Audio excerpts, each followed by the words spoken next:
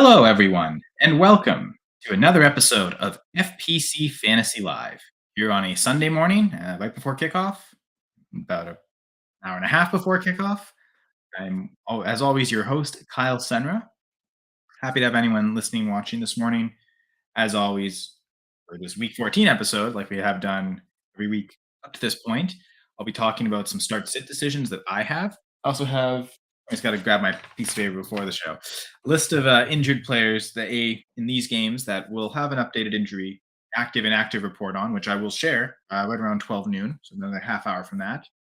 Then I'll also talk about some injured players, not so much for tonight's games. I don't think there's any significant players that were questionable. I know there was earlier in the week, or I guess late in this last Sunday's game, DeAndre Swift kind of got banged up, left against the 49ers. Was so late we didn't know the significance. It was also such a blowout that at that point hold him out, but don't know if that was earlier in the game if he would have returned or not. So we were watching that through the week, and he doesn't have an injury designation. So DeAndre Swift will play tonight. So it's really mostly the questionable players of note in the later time frames just be on Monday night. And there's two Monday night games, so that in a sense that's more players at risk of missing on Monday night. But that also means there's more players to choose from. So an advantage to in that sense. Got like a there's a couple running backs that are questionable. So there's now suddenly 4 teams worth of backfields if you have to specifically place a running back. Of course, I always like to flex Monday night players, which then you open up wide receivers and tight ends as well for those questionable running backs. So yeah, like I mentioned, we'll talk injuries at some point soon, and especially the upcoming injuries for players later on. If we talk that, like I mentioned, I'll start with start sit decisions. And of course, if anyone's watching here on the Full Press Coverage YouTube page, feel free to ask any questions you have. I'll do my best to. I will give my best answer. What I view as the truth, what I would do in those circumstances. I try to be right as much as possible. I want to be right for my own teams and everyone else's teams as well. So yeah, just trying to win as many games as we can. This is very likely for a lot of teams the leagues the last week of the regular season. There might be some 4-team playoffs that only go 16, 17. To the other extreme, I know there's already some playoffs of mine that have started maybe like 2 weeks ago. So it's this such a fun time in the fantasy football season. So much at stake. There's quite a lot of leagues where I'm right on that cusp. I'm either in a playoff spot or just below a playoff spot, and nothing's clinched fully. So got to play through these week's games, and then we'll see how things end up. So there's a lot of leagues with a lot of importance, which I noticed this week only 2 teams on bye. So in the week 13 by apocalypse, I felt there were less start sit decisions to make because there's so many teams where I'm just struggling to get by, just having enough players to play anyway.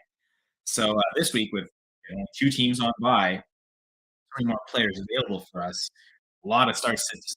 So I've got quite a few of my own. I've really been focusing on the quarterback decisions the last couple weeks, and we'll continue with that today. So yeah, let me share my spreadsheet, and we will talk through this episode. So let me just get everything shared, and then like I mentioned, I'm gonna. I guess the reason I like to share my start sit spreadsheet is because I like to show not just my decisions, but my process as well. What am I? What's the reason I'm deciding these players? So as you can see, Josh Dobbs is quite the the topic I think of a lot of intrigue in 2 particular leagues. I've got him as options to potentially start in superflex leagues. One of them, I'd be deciding Josh Allen is one option. He's locked in automatically. But then deciding between Jared Goff and Josh Dobbs as that QB2. And then in another league, likely was leaning Fields as the QB1, but decided to put him in here anyway. Uh, decided between Justin Fields, Russell Wilson, and Josh Dobbs, having to start 2 of those in superflex spots. In that same league, also looking at the Noah Brown injury, and we'll get to that soon, but the option I have if Noah Brown is in fact ruled out, I've got a couple of guys I could play in his spot. But I'll just say with Josh Dobbs, when the week started, my rankings reflected it, and I think I've still kept Dobbs at QB12. And for anyone who listened to the Full Press Fantasy Pod this week, you'll know that that was one of our rankings debate between myself and Brad Harvin, my co-host. And Brad had Dobbs all the way down at QB 18, so it was one of our biggest differences at QB. And he was a little concerned with how poor the performance was, the risk of him potentially getting benched. I'm really enthusiastic about him finally getting to throw to Justin Jefferson. That would be that's. I wonder if he could also reach a higher ceiling because of that. So I initially had him above both Russell Wilson and Jared Goff, but then I plugged him in the start sit spreadsheet, and he came out worse than both. So kind of stuck with Wilson, stuck with Goff, and I also changed my rankings as a reflection. I kept Dobbs at 12, but I think initially I had I had Goff at 13 and Russell Wilson at 14, I believe, and I ended up just flipping those, keeping Dobbs at 12. And I think I had Jordan Love and Brock Purdy at 10 and 11, and I decided to just flip the whole thing on its head. So I think my rankings right now have Jared Goff at QB 10, Russell Wilson QB 11, Josh Dobbs QB 12, Jordan Love 13, and Brock Purdy at 14. So I think all of them are playable, but then yeah, makes these decisions quite interesting, difficult. So what do I decide in these types of spreadsheets? Well, I have four categories of production: what they've averaged through the year, but also their range of outcomes. What's the most they've scored and the least they've scored? Who's the safest floor and the highest ceiling? Also, what are they projected this week?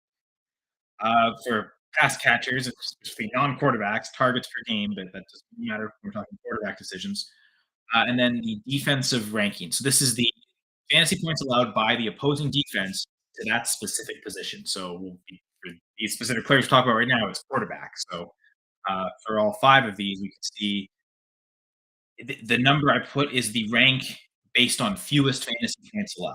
So ideally, you would want the quarterbacks playing the teams that have allowed the 32nd fewest points. That is the most fantasy points allowed. So you want the higher number. So what this is saying, and what I do is I put if it's multiple players, I'll put in green the highest of each category and orange the lowest. It's just Josh Dobbs versus Jared Goff. I just put the green to show me what is the highest in each category. Because here between and it is the fantasy sites sort of ranking based on the scoring settings, right? So it will change depending on the league. For instance, in this one particular league, Josh Dobbs is, or sorry, the Raiders have allowed the 10th fewest points to quarterbacks.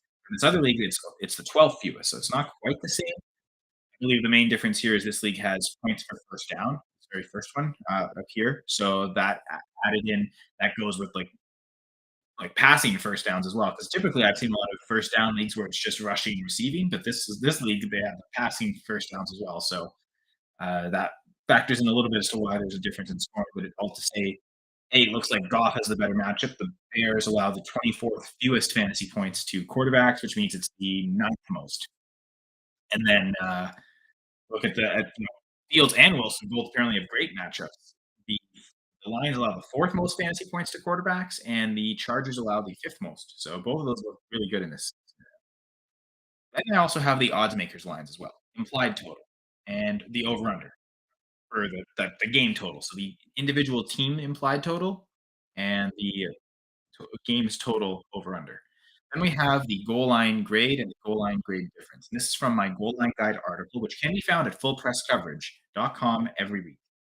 And what I do is I gather data all season from offensive efficiency and total touchdowns scored inside the five, split into rush attempts and pass attempts. I also do the same on defense, see defense efficiency and how many total touchdowns they've allowed in those scenarios. Again, everything inside the five.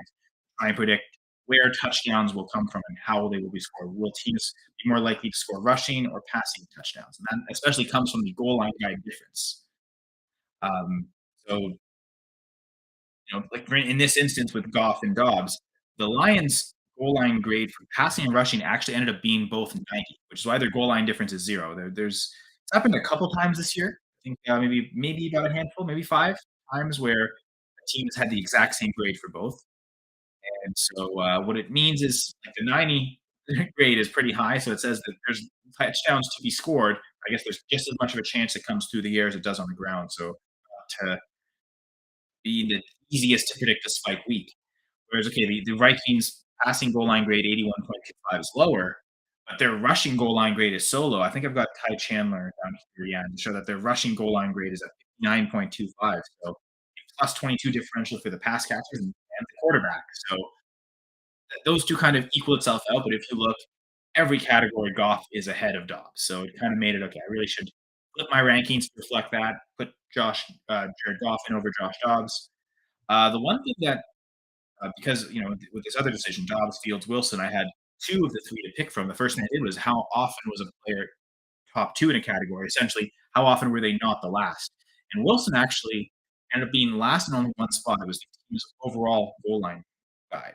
Now, part of the thing with Fields that's really strange is I took his rushing goal line grade, but I used his passing goal line guide differential. If I used both rushing, it would look amazing, which is great, but also if I used both passing, it would reflect poorly on him. So I split the difference and used one of each. But essentially, like that's the making that decision could have swayed either way. Could give, um, I guess, the Bears passing grade goal line grade overall is still higher than the Broncos passing grade. So that would have still always been Wilson would have been the lowest in that category. That was the only spot he was the lowest. So the first thing I looked at was, man, it's actually closer between Fields and Wilson than I initially realized. Then I did the difference between how often were they the most in the category and how often were they the fewest. That's where Field was significantly ahead of Wilson. But the point was Dobbs was the lowest in both. So again, I changed the rankings to reflect that, and I put Wilson in the lineup ahead of Josh Dobbs. So while I like Josh Dobbs this week, the decisions I've had with him, I've actually ended up benching him in both instances. To continue the quarterback conversation, this is someone reached out to me on Twitter earlier. I'll get their Twitter handle in a bit. Asking this exact same question. And I let them know, "Yeah, I'm dealing with this exact same quarterback conundrum here. Jake Browning versus Gardner Minshew playing each other in this Colts-Bengals game." And my initial rankings had Minshew higher, and then I started looking more, and we ended up being really close in this. Actually, I had Aiden O'Connell. This is another league where I have Justin Fields, but at that point, I felt Fields, I was definitely gonna already play him, and then, it's not just because the team name is named after him, the Order of the Fields did Harry Potter theme versus Lord of the Rings. I was ended Harry Potter one and Order of the Fields, Order of the Phoenix. Made sense. I think last year did an X-Men theme, and I used Fields as a Phoenix replacement anyway, so I'm just keeping that theme. But and ultimately, like I have Wilson and Dobbs closer in ranked Fields than I did Minshew and Brown. In fact, I kind of mentioned earlier going from I think I have Fields at QB, QB 8, and then I think Stroud 9. Like I mentioned Goff 10, Russell Wilson 11 now. Josh Dobbs is 12. Jordan Love 13, Brock Purdy 14, and then I get to these decisions here. Baker Mayfield, Gardner Minshew, Jake Browning, and I believe I've got them in a row. So I believe right now, as it currently stands, I have Baker Mayfield at 15. I initially had Minshew at 16, and actually, I think I honestly had a Minshew initially at 15. I had him the highest initially, and then Jake Browning would have been the third guy. Think I even had him like maybe QB 20, but then I plugged this in. And I guess first off, deciding between Baker and Minshew, and then also between Brownie and Minshew, and then I threw in Aiden O'Connell just to see, but Aiden O'Connell clearly looked like the worst option. Then it really just came down to Browning versus Minshew straight up, and then also Mayfield versus Minshew straight up. I went with Baker, and then I think I've been going with Baker in this league a lot more. Actually, I think it's a co-managed league, and we just picked up Minshew, and I asked my co-manager, and he also was leaning Baker. I know looks like the AJ Terrell, their top corner, might be out, so that Baker to Mike Evans connection might be even more easy to produce on. So I'm gonna go with Baker there, and then Browning versus Minshew is difficult. There's a few things that really do lean towards Minshew. First off, the defensive matchup, significant difference there. There's a fantasy points allowed to the quarterback. The Colts allow the eighth fewest points to quarterbacks, whereas the Bengals allow the 11th most, 10th most. Sorry, 10th. So it did favor Minshew, but however, Browning in his 2 games, since 2 games he started, he's had a high floor. Now it's only 2 games, so small sample size there. The ceiling is almost identical. Neither has put up a 30-point week, but they've both been able to eclipse over 25, so that almost becomes a moot point. Because Browning's had the safer floor and Minshew's had some poor weeks, like this 5.75 fantasy point performance, I believe that was the Germany game against the Patriots. That's why it ended up being so low there. And then you know, Browning is projected to score more than Minshew, not significantly enough to make it a massive difference. They have the same. It's funny, even and so does O'Connell. They all have the same over under. Um, Minshew has a slight edge in the goal line, or sorry, Browning has a slight edge in the goal line grade, 27.5 to 76, but it's the differential. They're both their So obviously the Bengals being a +1 goal line grade differential for the passing game means their rushing score is 76.5. So very close. Uh, but I guess with the Minshew, the Colts rushing score is actually below 70. And these scores are kind of right along the average. I think the average this week was like 76.5, 76.6, something like that. So because their rush score ends up being below average, or sorry, the opposite, their rush score ends up being above average, it would be in the 80s. It reflects a little bit worse on Minshew. So there's some that defensive matchup is the one thing that's maybe making me wanna switch it. I know the person I was talking to on Twitter, initially, they also had Minshew, but it's kinda leaning towards Jake Browning. I know this implied total has kind of flipped, and this was a I got these implied total lines Monday, and so, what happened is Monday night, the Bengals won. I think that since then has upped their implied total and lowered the Colts to the point where I believe the Bengals are now favored. I'll check. That's another thing I'll check after I end this screen share. But I'll say this morning, a lot of the start sit decisions for myself had to do with quarterback. So everyone just kind of got a good rank rundown of my rankings, I guess, basically from QB 8 to QB 17, going from again Justin Fields to CJ Stroud at 9, Jared Goff at 10, Russell Wilson 11, Josh Dobbs 12, moving Jordan Love down to 13, same with Brock Purdy at 14. Then Baker Mayfield, that trio we just talked about, Baker Mayfield 15, Jake Browning 16, and Gardner Minshew 17. I hate to go below those guys. Like, I think the next guy I have at 18 is Geno Smith, and so, he's questionable too. It sounds like he's gonna play, but there's, and I guess, in about 10 minutes, we'll get to that full active, inactive report. Sometimes I will betray my spreadsheet. Like here, I am really tempted to go with Josh Kelly over Algier and like this league too, where I've got both of those guys. With the news this morning that Josh Kelly might be like truly splitting work with Austin Eckler, and if he, the quote is they'll go with the hot hand. If Kelly's really more efficient than Eckler, he might get a big chunk of the work, especially against this Broncos defense. You see here they've allowed the second most fantasy points, 31st fewest, so second most total fantasy points to running backs on the season in the scoring setting. So definitely gonna appeal to that matchup with Kelly, even though the spreadsheet says he's not as favored as Algier, Roschon, or even Justin Watson. I'm kind of feeling like playing Kelly as that one running back, and then deciding between Algier, Roschon, and Watson who to flex. I think Ty Chandler looked the worst in this, so he's the guy, for sure leave on the bench. Um, yeah, I think in terms of other interesting options, Herbert versus Madison versus Pierce, Madison looked the best. Now, in this league, I actually have CJ Beathard in the super flex starting in one spot, but if we get news that Lawrence plays, then I'd probably throw Herbert in to that super flex spot. I think I'd probably switch it so that, like, I've got A chain. So I want a Monday night player in that super flex spot just again, as many options as possible. You're not gonna, if you're gonna play a non-quarterback in the super flex, make it the latest possible player just in case something goes wrong. Randomly throw in a random quarterback. Yeah, A chain should be pretty good there though. But that's those are some of my decisions, start sit wise, and those are ways in which I make those decisions. So hoping that anyone who's watching can kind of gain from that, like how to go about making decisions. Like it can be difficult. I play in 22 leagues, so what I also need to do is just go through leagues and kind of decide. Some leagues it'll be okay. I see the lineup, I know who I need to start. And yeah, maybe there's an outcome where someone outside of that outscores one of the guys I have, but the likelihood of those range of outcomes means these are the guys I'm sticking with. But there's saw quite a few leagues of the 22, probably close to half of them there actually have difficult decisions to make. And a way to help me focus on them and then to not make sure I don't forget any of them is to put them in the spreadsheet, but also compare how often am I putting this player in decisions like Tyler Algier or Josh Kelly got that decision in 2 leagues. Do I flip it and go Kelly in one and Algier in the other? Even though with the news this morning, you kind of seem to favor Kelly, but spreadsheets and data says to go with Algier. Those are also some things and some factors. Just looking through to see if there's any questions or comments. Nothing yet. So I will. I might even share the spreadsheet actually and talk about a couple more decisions. Yeah, I was going to see. Yes, look up a couple things. So let me do that. Solo solos are difficult. You got to make sure you stay hydrated and not lose your voice. Um, at least that's what Senra says. Which, yeah, that's why you can follow me on Twitter. So if you also want to ask any questions to me, like directly, feel free to DM me. Like, who was this? Uh, Nadir Farha. I hope I'm pronouncing that correct. Um, he had at ASAP Nate 24.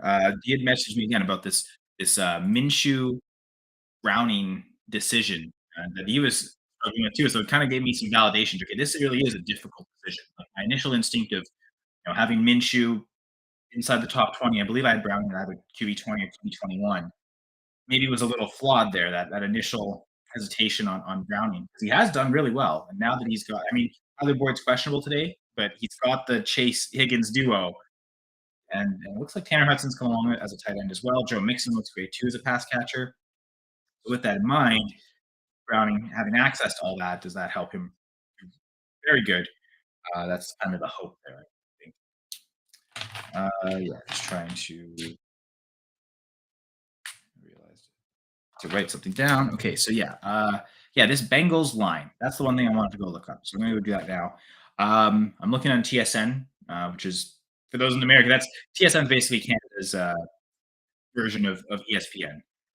Um, Oh, yeah, Trevor. Okay, so I'm already looking on the main website. We see, I mean, there's tons of Shohei Ohtani news. He almost came to the Blue Jays. That would have been amazing. No, not happening. Toronto fans are awful. Probably don't. I love Canada, but I don't love Toronto that much.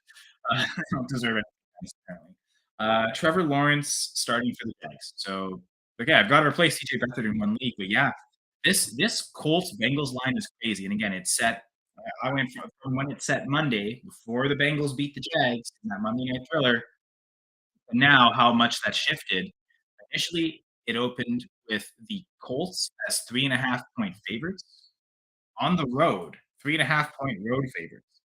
Their implied total ended up being 21.5, and the Bengals implied total of 18.5 with a 40.5 over under. Now it's essentially they've just shifted the points up. They essentially said this Bengals offense is better than we've expected because the over under has gone up by 4 points. It's now at 44. Which, to be fair, it's the same game. So with my particular decision and Nader as well, um, that doesn't really matter since it's the same game total over under going. But now we have the Bengals actually favored by 3, and Colts and 3 point underdogs. So this will be easy to calculate. So 44 to 22 is half. A 3 point spread means 1.5. So the Bengals implied total has basically gone up by 5.5 points in the last 6 days because it started at 18 and you're now at the 3 point favorite on a 44 point over under. That puts their implied total at 23.5, uh, which would mean that the Colts have only dropped by a point. They've gone from 21.5 to 20.5. But yeah, that's so expecting better things for this Bengals offense, and that's where the odds makers are leaning. That's kind of where I'm leaning as well. My initially, I was going Minshew higher in the rankings, but again, going through the start sit spreadsheet, seeing Browning's performance Monday, that ceiling spike performance we get, better goal line grade information as well, kind of leads me towards Jake Browning over Gardner Minshew. So that's a really interesting decision. And we've got someone joining from Facebook, Alan.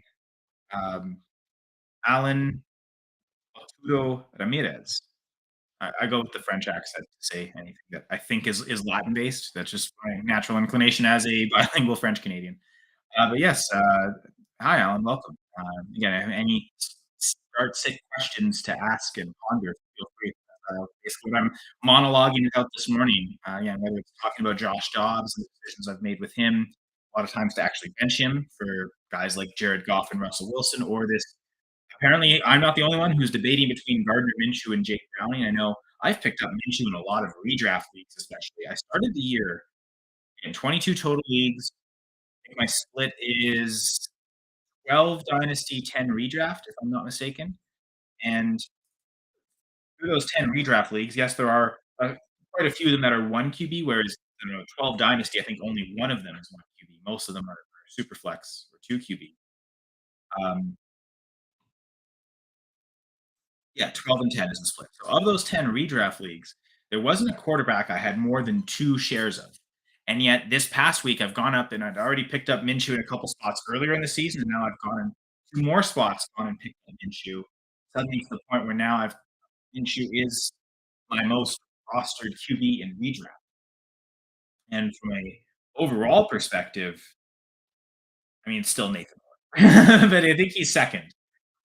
Yeah, well, actually, he's tied for second with each. Actually, no, because I have two dynasty shares. So yeah, I've got actually yeah, I have almost as much Gardner Minshew as I do Nathan Rourke. So yeah, Gardner Minshew now my second most rostered quarterback. So I know like I've gone and got him in a ton of leagues. So I'd imagine a ton of people have picked him up, and those same people with that discipline to go pick up Minshew probably also picked up Browning. So and Jake Browning versus Gardner Minshew, one of the toughest decisions I've had this week. I'm leaning towards Jake Browning though. I've gone to kind of even though my initial instinct at the start of the week was Minshew, but that's why I like doing the start sit spreadsheet. Don't just go with my bias and that what my initial instinct says. And you trust your gut to a certain extent, but you also want to check the data and make sure. So shifted from going to Minshew to wanting to go to Jake Browning. Well, it is now. It's not quite 12 noon, but we're basically there. 11:58 Eastern for me. So I will now bring up the where I get the information is RotoWire. RotoWire active and inactive list for week 14. So let me pull that up real quick, and then we'll I'll share them with you, and I'll talk about again who's in, who's out. Now the RotoWire list is just the inactive list, but I've kind of tracked down who's questionable going into the week. But we start with the Atlanta Falcons. Actually, AJ Terrell I mentioned earlier might be out for maybe that helps the Baker and the Buccaneers. He's not listed on the injury report, so unless they've put him on injured reserve, it looks like he'll play. So I still think Baker's a good solid play. It's tough to run against them. I do could see the Buccaneers struggling. Oh wait, no, never mind. The Buccaneers have the good run defense. Forget that. But still, I could see the Buccaneers needing to pass a lot. And I can still see Baker doing well. I think I'd still rather start Baker than Gardner Minshew, although it is really close. Baltimore Ravens, no one of fantasy relevance either. To say healthy scratches on along the either front.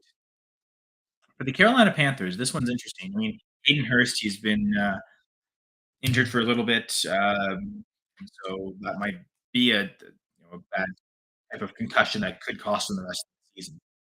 But there's also Terrace Marshall, who has been inactive at wide receiver.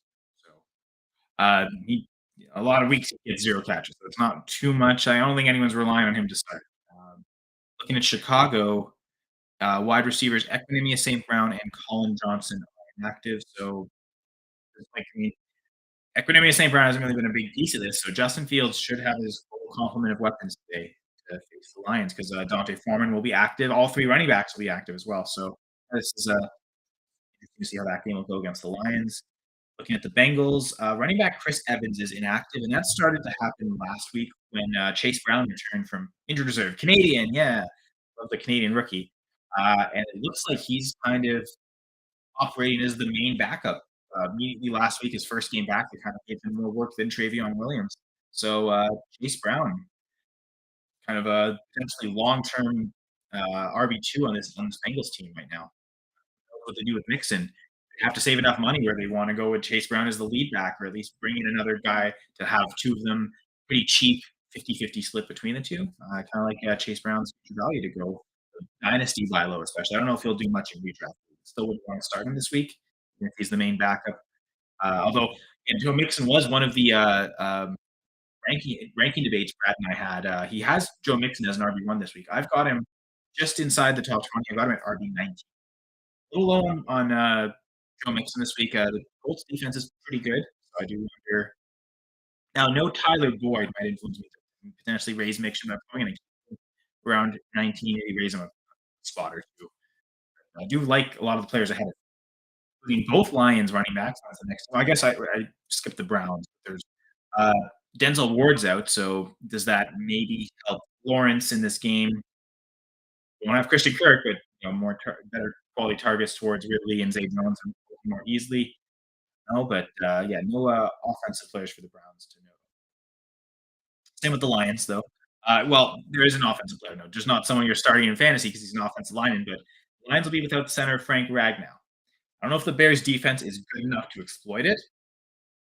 The Packers were a couple weeks ago. Go Pack, go baby! But yeah, the Lions again, they should have Like, this doesn't necessarily worry me for either Gibbs or Montgomery. I think they can still do pretty well. Yeah, I don't think the Bears defense it's good, but especially the run defense is pretty good, but I don't think it's still elite enough to make me worry. For the Houston Texans, so the big story was or one of the big stories I think last week, no, Tank Dell's injury, but also Noah Brown questionable. Back last week actually had 0 catches on 2 targets. No Tank Dell. I mean, I guess Tank Dell got injured early in that game, so didn't have most of that game, but I could see him increasing in role. So Noah Brown is my most rostered fantasy player overall. I have 9 shares in my 22 leagues. Last week, I went with like 8 of 9 places I started him, and he got a 0. So the one league I didn't start him in was the league where I benefited the most. I'm going to be a lot more conservative this week. I think I'm only going to maybe even less than half. Probably, I looked through it. There's at least 4 leagues where I there's not much else to start aside from him. For one league, I showed on my start sit spreadsheet. It's I don't play Noah Brown. It's Devin Singletary with Pierce back. I don't love that. Or Devontae Turpin. The Cowboys. It could be a interesting game with the Eagles, but ultimately, I'm going to go with Noah Brown. Like I said, at least 4 of the 9 leagues where I roster him. So he will be active. Running back Mike Boone is inactive. He's been really relegated to the 4th guy behind this. Now, again, Pierce coming back, right? When Pierce was out, there was aim for Boone to get active behind Singletary and behind Dario Gumbawala. Pierce is back, and those top 3 are healthy. Mike Boone's the odd man out. This is the 4th guy, so the even man out. I don't know. But Dalton Schultz is also out this week, so Brevin Jordan gets another start at tight end. Honestly, I think top 3 targets on this team right now look to be Nico Collins, uh, Brevin Jordan, and then also Noah Brown. So those be the you guys really would want to start. It's a tough matchup against the Jets, but I'd still start them anyway. I do think Stroud is that type of quarterback that can elevate above tough matchups. Jonathan Taylor is going to miss again for the Colts, so Zach Moss is in. Good news for those who are playing Gardner Minshew is that he will have full complement of weapons. Like here's a league where I will play Minshew. Over the next game, the Jaguars. Um, I'm going to play Minshew in one league over Trevor Lawrence. This Browns defense is concerning. The ankle injury is concerning. However, if I look at this Jags inactive report, maybe they're not so concerned because Nathan Rourke, the 3rd string QB, has been made inactive, so he won't. So there was talk. I mean, they activated him to the active roster from the practice squad, and there was thought that he might be active for the game. And as the 3rd string emergency QB, or even frankly as the backup if Lawrence wouldn't go. But the fact that the Jags are making him inactive completely, I wonder with the 3rd string emergency QB, can you still make him inactive, but he can still be suiting up for the game day. And if there's 2 injuries to, in this case, Lawrence and Method Work, could still go in. I'm not sure. But that the way this is listed now and him inactive tells me Jags really aren't worried about Lawrence, that they're not too worried that he could re-aggravate this high ankle sprains. We saw Jerome Ford come back from a high ankle sprain and not miss a game. For the most part, like high ankle sprains can sometimes take out months. Like, or if a player comes back within a month, they're really not the same and they don't do well at all. Quarterback's a little different, but we'll see. I still don't love it. I think there's enough risk there where I'd go with Minshew or Lawrence. So to me, Lawrence, I think I took him out of my rankings completely, ranking CJ Beathard. If I had to kind of put just a thought on it, I'd probably go around QB 20, to be honest, for Lawrence, maybe QB. Like I think Geno Smith's my QB 18, questionable. So against the 49ers, it's getting tough defense. That's probably right in line. Both seem kind of limited. I think maybe I'd go Lawrence over Geno Smith.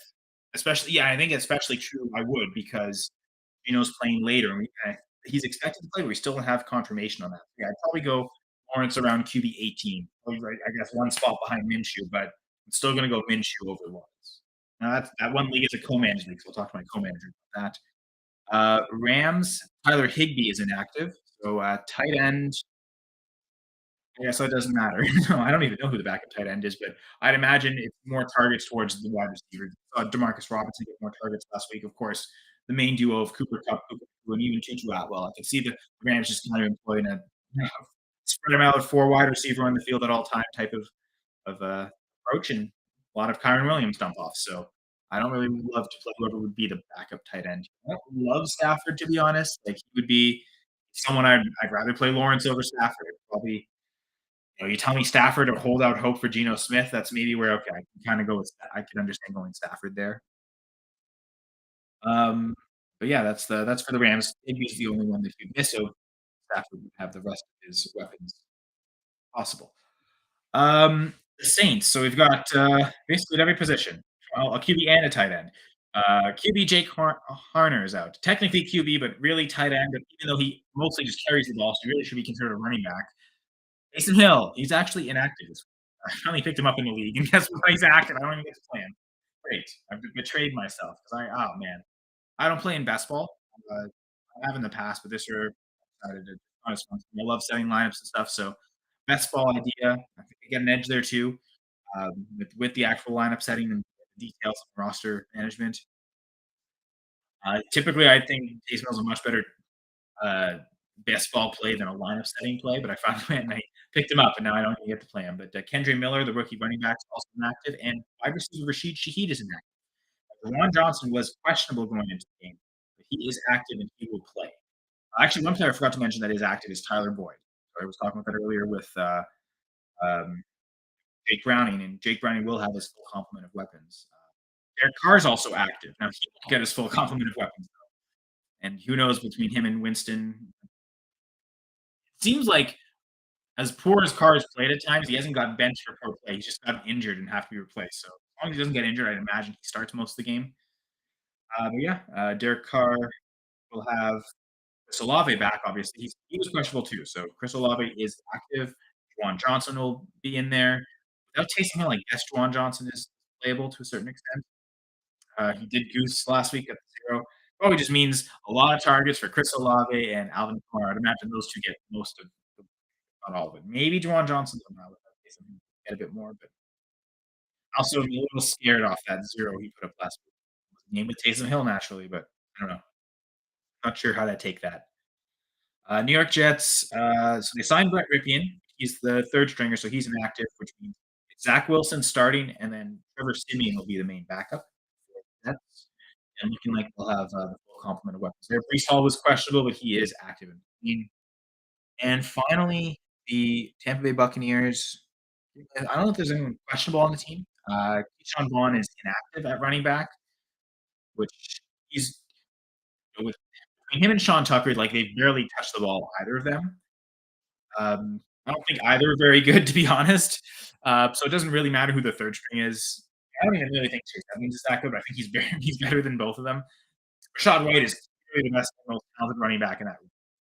I remember his combine score a couple years ago was almost rivaling what Brees Hall put up. Like this is a great athlete. And I had faith in him this year. I didn't end up taking in a lot of redraft leagues, but my exposure to Rashad White has basically been in Dynasty, and it was something where he was all the leagues I got White in.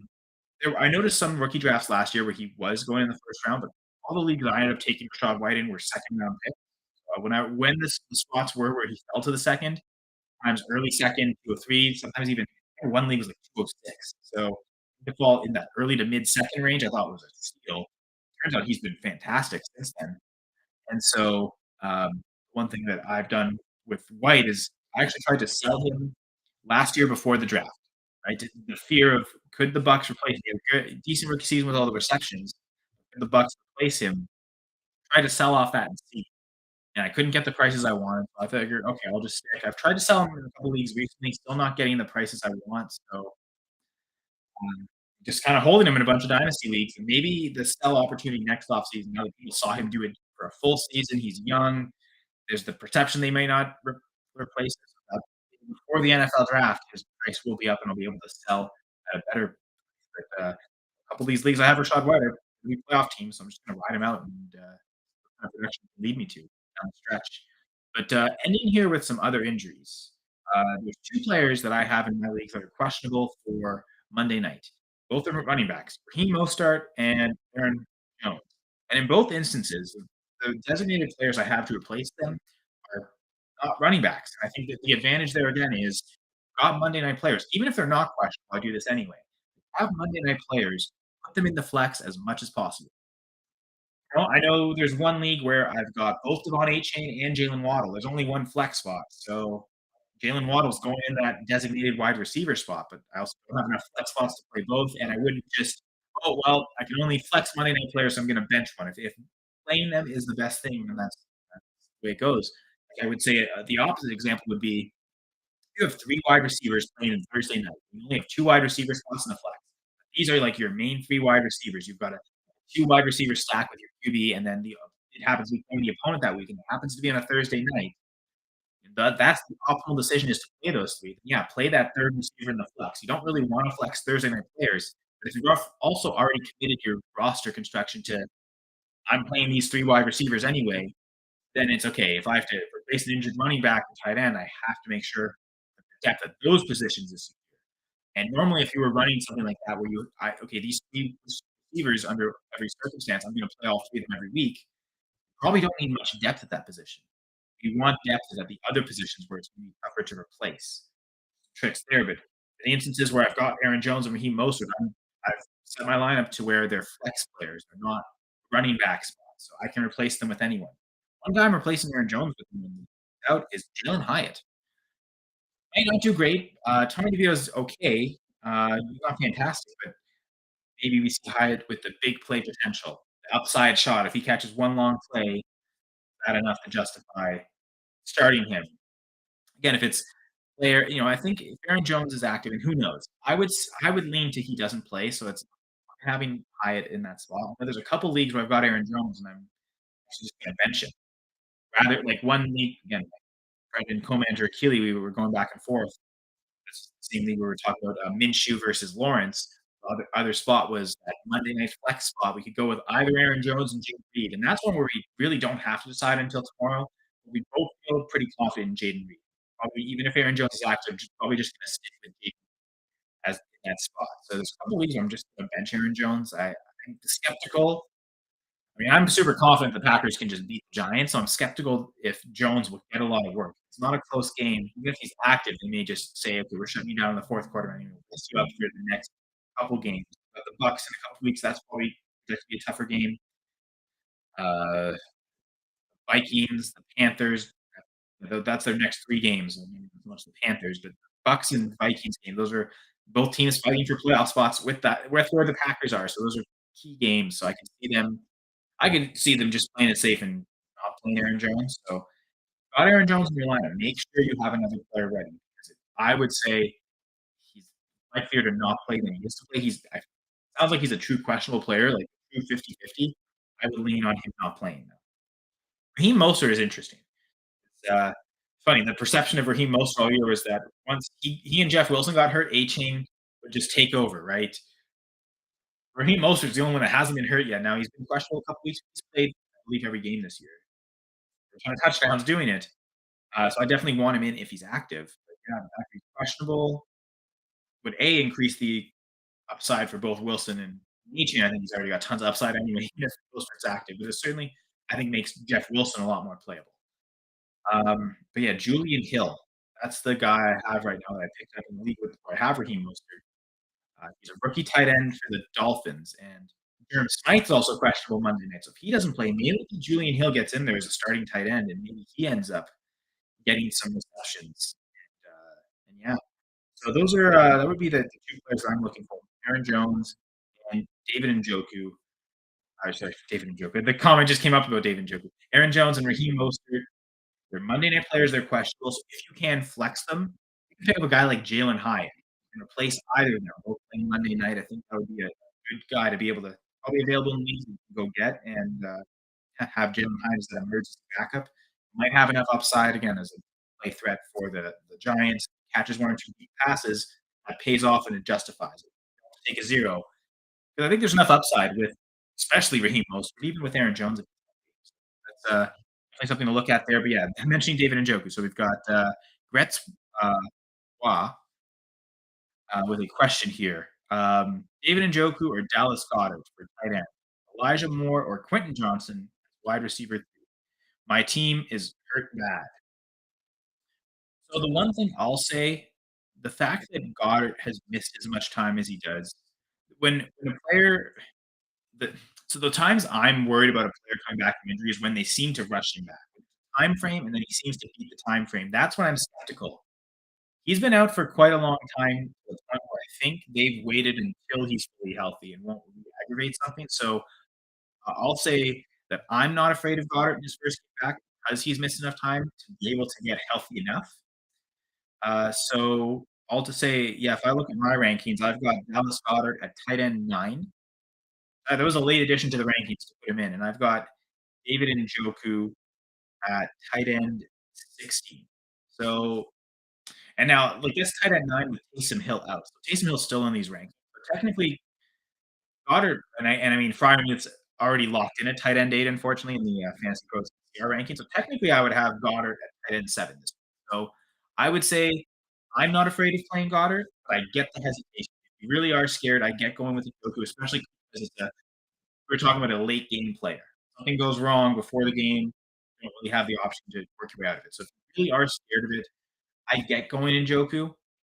I would think the upside of your team is hurt if you play 2 Browns. Amari Cooper is active too.